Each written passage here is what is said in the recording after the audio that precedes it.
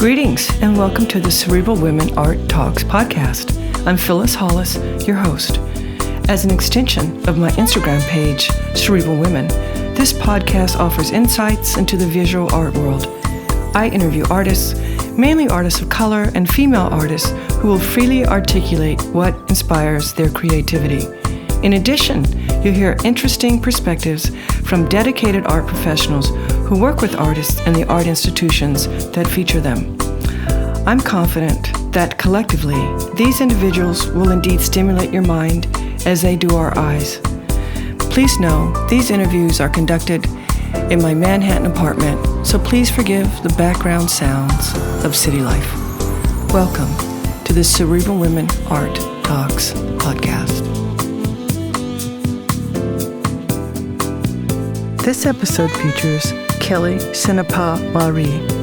Born in Guadeloupe, she creates paintings, sculptures, and installations that draw upon the complex interrelationships between folklore, literature, inheritance, history, and the natural world.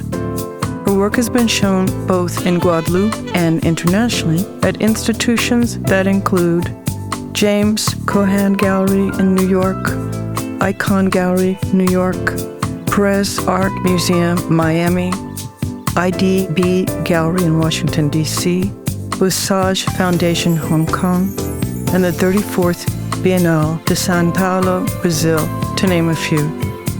She has been featured in major group exhibitions including Surrealism and Us, Caribbean and African Diasporic Artists since 1940, at the Modern Museum of Fort Worth, Texas, in 2024. Everything Slackens in a Wreck, curated by Adil Ghassim at the Ford Foundation Gallery in New York in 2022. And Very Small Feelings at the Kiran Nadar Museum of Art in New Delhi, India in 23. Enjoy this episode featuring Kelly Sinnapah Mary.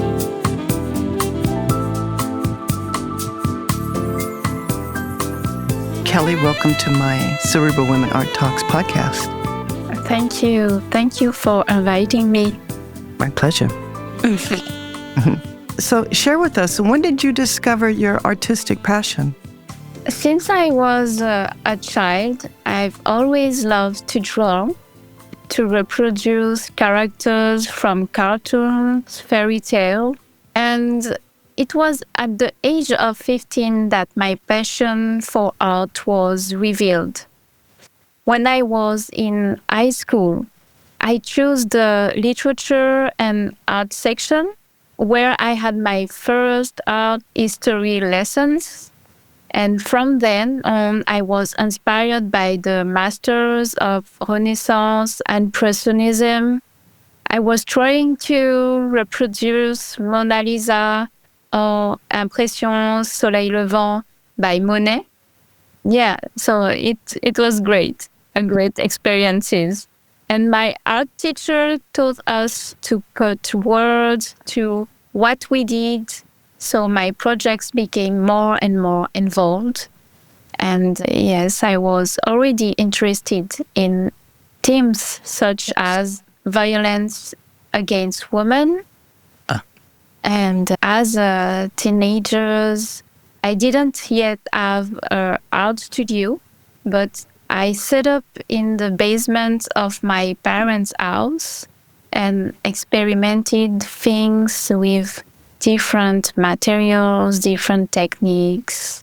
So I had an extraordinary art teachers in art who gave me the desire and confirmed what was already inside me. That's wonderful. How do you define your practice? I define my practice as a place of research and questioning. And for me, painting is a vector.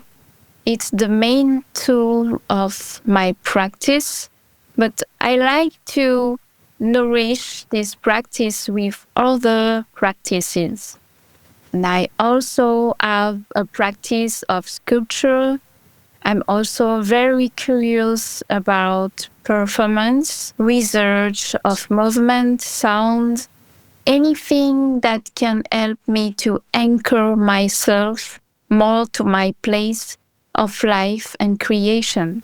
And honestly, sometimes I need to get out of the space of my art studio to cut off that isolation that I think many painters must experience.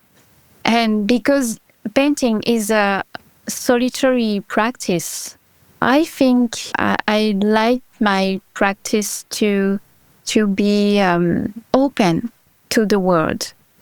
I liked the idea of taking risks and not being afraid to experiment and learn. So before I'm embarking on a new project, I go through this phase of research, gleaning information from sources and iconography, often linked to my identity, to the history of Indian indentured laborers, but also to the history of the place where I live, my geography, and my practice is also nourished by literature, my experiences, my surrounding, and the history of my ancestors.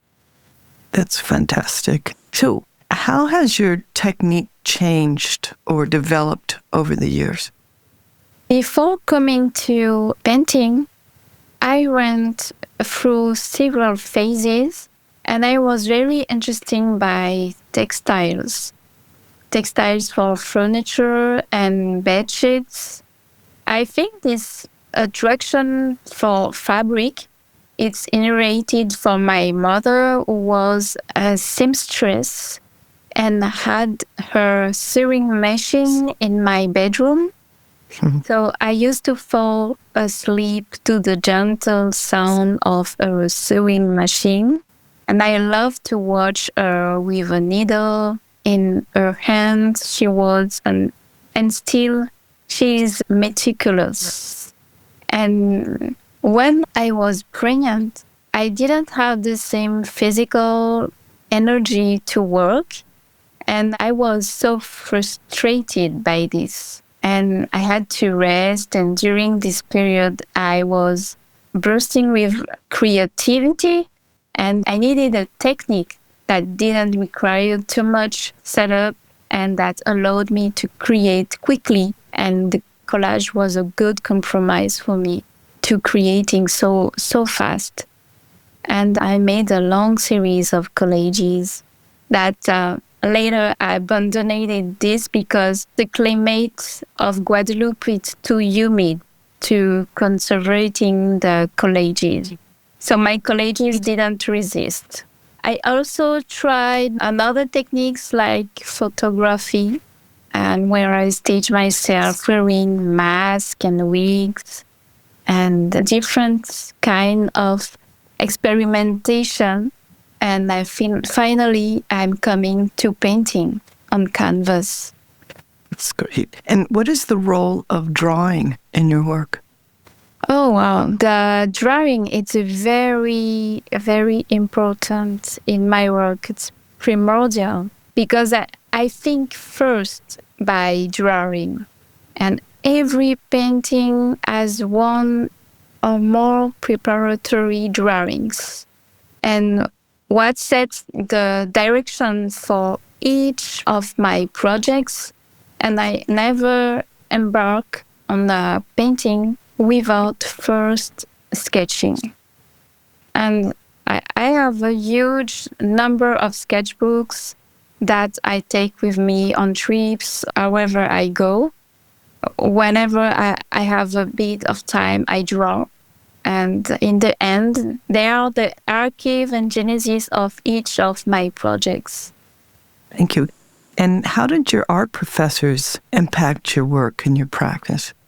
Let me tell you something. When I was 19, my art teacher had prepared 1 week trip to Paris for his class of 15 students. And the program of the week included visit to museum, exhibition, meetings with artists, and it was a very, very rich week. So you have to know that in Guadeloupe, the access to the culture, it's not very easy. So this week was an incredible opportunity for me and my class to discover the art of the masters. And it was the first time I visited the Louvre and the Beaubourg Museum and the Picasso Museum. And it was here in this museum, the Picasso Museum, I had a revelation when I admired the big artwork of Picasso. During almost 40 minutes, I was in front of Les Femmes à leur toilette.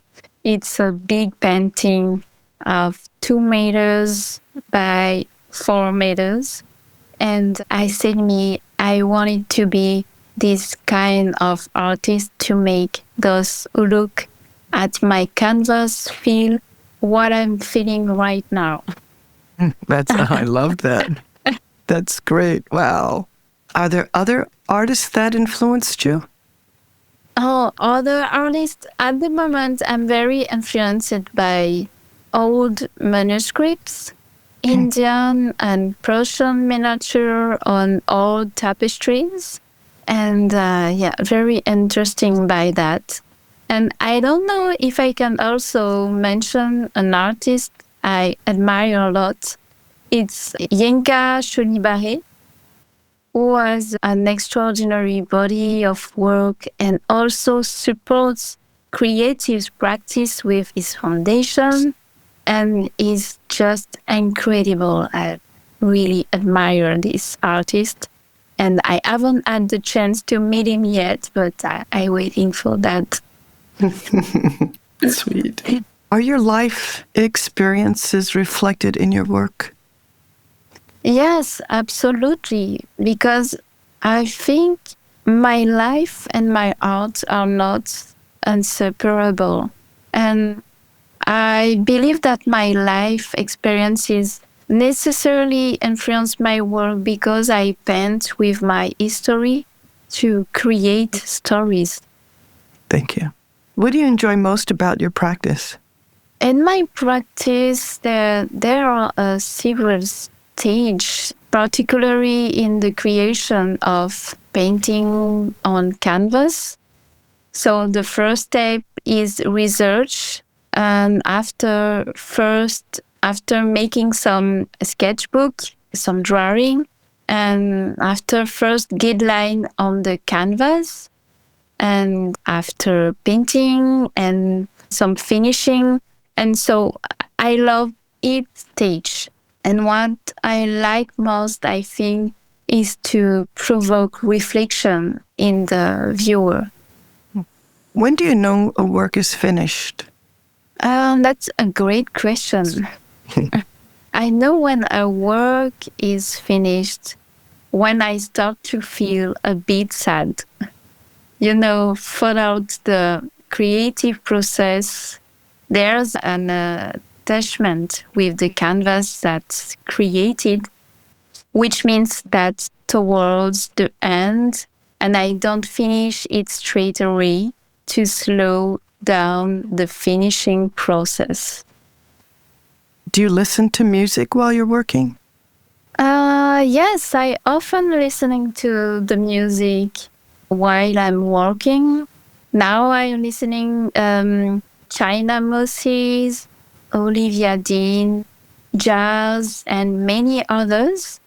And I also listen to a lot of podcasts because I'm trying to improve my English. So right now I'm listening to all the episodes of Cerebral Woman. Thank you. I discover a wonderful people and it helps a lot to perfect my English. So it's great. Thank you. Thank you. What materials do you use in your works? For my paintings, I use the canvas. So I painting on linen, and I use acrylic painting, thin acrylic paintings, brushes, a lot of brushes. And for my sculptures, I using a lot of paper, a paper to put on my structures, because for the process of creation of my sculptures, I put first structures in metal structures, thin metal structures, and after I put it with paper and some tape to fix my shape, my global shape. And after I come in with a past, like a mortar, to put it on my shape, and I let it dry. And after I come in with my painting, acrylic painting, to painting the sculptures. And the next step after it's a varnish, brilliant varnish. What are the most substantial challenges that you've encountered as an artist? I think time is quite a challenge for me. Organizing is so that I can do what I want to do first to fit in all the projects that are close to my heart. And one of the most important challenges for me is to be able to reconcile my life as an artist and as a mother, because I have a little boy. And whenever possible, he accompanies me to my exhibitions. And I think it's really important to share with him these moments and to help him discover the art world, and above all to teach him to be curious. Yes, that's very important. So what are you excited about right now? In September, soon, I'll be taking part in a group show in Brazil on Edouard Glissant. And I can't wait to work on the project, and my ideas are starting to take shape, and I'm very, very excited about it, because I'm very touched by Edouard Glissant literature, and which is for me a literature of hope turned towards others, which echoes a lot with my work. Love that. What is your process of choosing color? Often use the same palettes in my paintings, particularly green, and which is very present in the landscape and in the inscription of the skin, of the figures. And I also try to create strong contrasts by highlighting with touches of white on the color of a dress or on a blouse or veil of my characters. Yeah, I'm looking at your pictures right now on Instagram. It's so beautiful with the greens and the whites. Thank you. How do you keep learning? Oh, I love the question. Oh, good. I read a lot, constantly in research, to make some research on my history, on the history of my ancestors. And I try to also to visit exhibitions and get interested on the work of other artists. And yeah, I'm very curious, not only on the literature, but on the movie, what's around me. When do the titles of your work enter the creative process? I find it extremely difficult to come up with a title before starting a project, but it's always come later. It's often the work that influences the choice of title. So for my exhibition at the James Cohan Gallery, The Book of Violet, many of the titles of the works were extracts from text by Suzanne Césaire or Édouard Glissant, which could be seen not as a literal representation, but as an opening initiated by the author fault. Thank you. If you were not a visual artist, what career path would you have chosen? Interesting question. Before becoming an artist, I was a specialized educator working with people with disabilities like autistic adults and children. And it was an amazing job because I learned a lot on me. I learned on humility, but very demanding both mentally and physically. So I have to leave, and being an artist was calling me. So it was such a great experience for me, but I have more time to practice and to be an artist. I can't imagine doing any other job than being artist. And honestly, it wasn't easy because even I didn't think that being an artist could be my job. And I thought you had to have another job on the side to have enough money to live on, which is the case for many artists. But I think it's a blessing to be able to work as an artist to the full. And my parents thought it was just a passion. It's so funny because my father was always looking for a job for me because it was very, very interesting to find a job for me. But finally, they saw that I didn't give up and that my work traveled. And I think being an artist is one of the most beautiful jobs in the world. Waking up in the morning and going to my art studio to questioning the world has always been a pleasure. So being artist or nothing. Yeah, it's beautiful.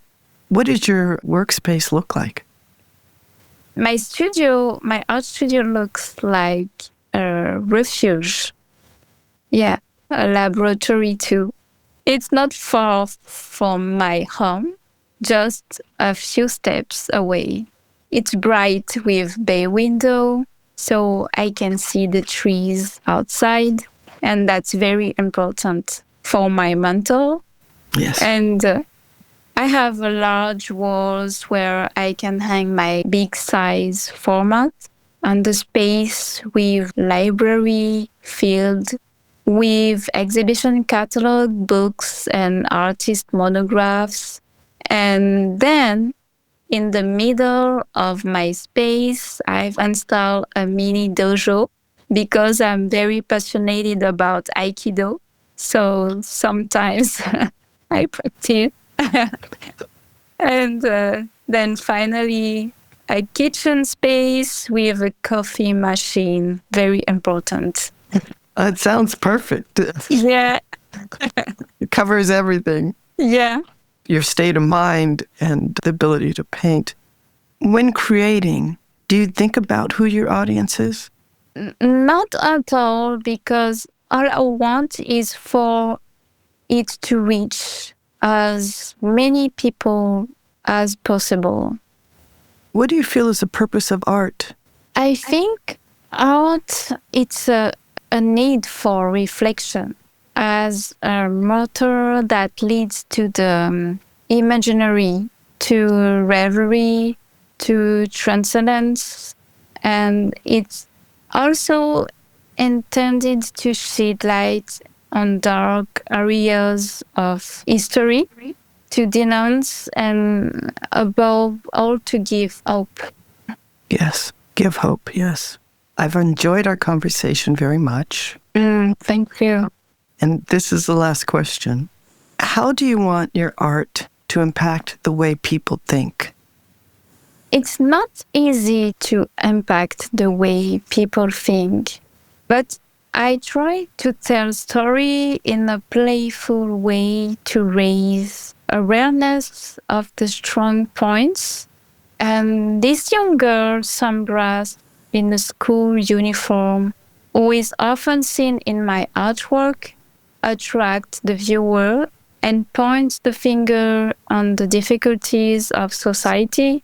And she's acting as a vehicle to gently raise awareness to the preciousness of our elders' heritage of memory and transmission. Your work is beautiful. I'm so happy that I saw it on Instagram. Thank you. Thank you so much for your time. This is fantastic. Thank you, Peréz. Thank you for listening to Cerebral Women Art Talks podcast. For additional content, please visit cerebralwomen.com and be sure to follow Cerebral Women on Instagram.